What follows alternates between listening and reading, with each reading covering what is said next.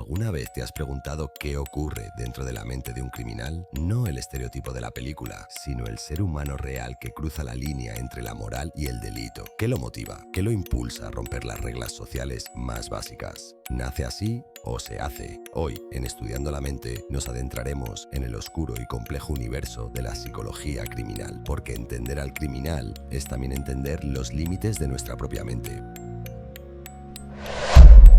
¿El criminal nace o se hace?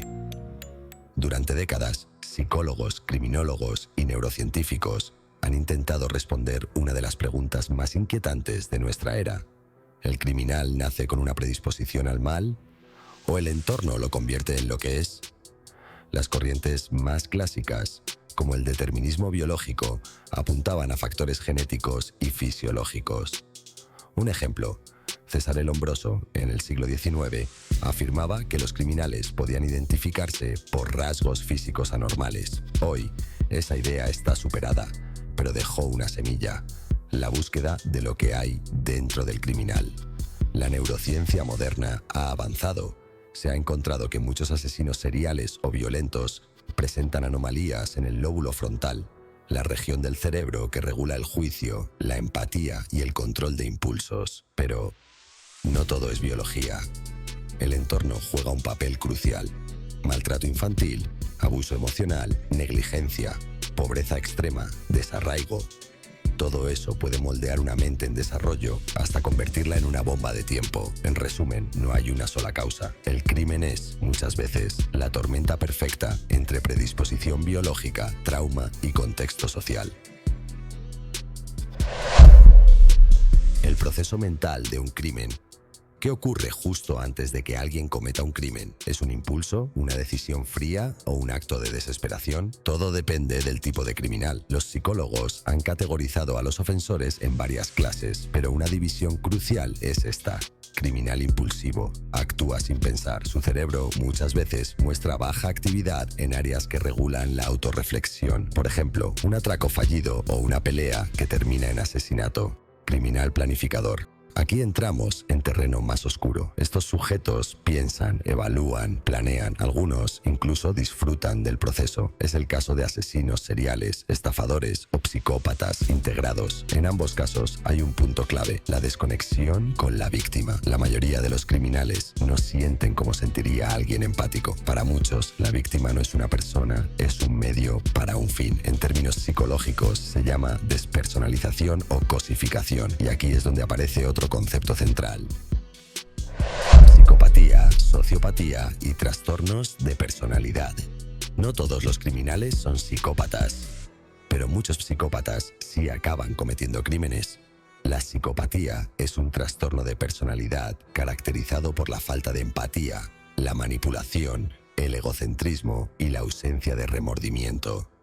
¿Te suena Hannibal Lecter? ¿O Patrick Bateman?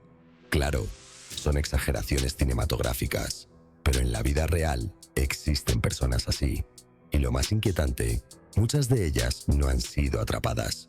La sociopatía, por otro lado, también implica una desconexión emocional, pero suele estar más vinculada a factores ambientales y a una incapacidad para seguir normas sociales, más que a una frialdad innata. Otros trastornos asociados al crimen incluyen el trastorno antisocial de la personalidad, el trastorno límite y, en casos extremos, trastornos psicóticos como la esquizofrenia, aunque estos últimos son mucho menos comunes de lo que se cree. La mayoría de los crímenes no son cometidos por locos, sino por personas perfectamente conscientes de lo que hacen. ¿Cómo se estudia la mente del delincuente?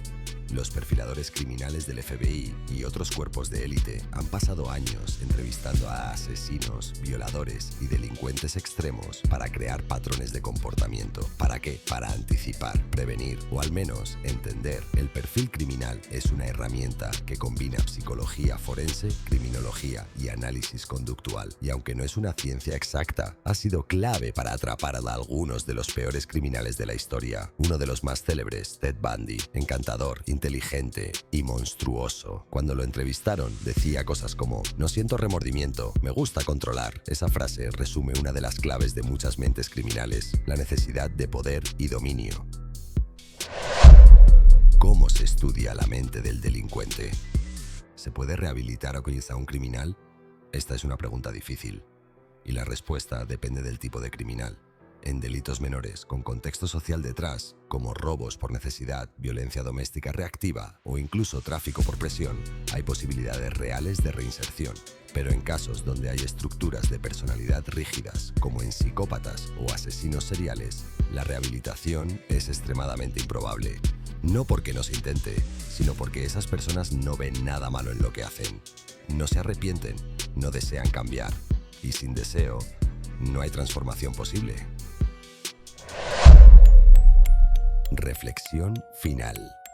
Entonces, ¿qué pasa en la mente de un criminal? ¿Pasan traumas no resueltos, impulsos descontrolados, mecanismos de defensa rotos? Pero también, en algunos casos, pasa la frialdad absoluta de una mente que no siente como la mayoría.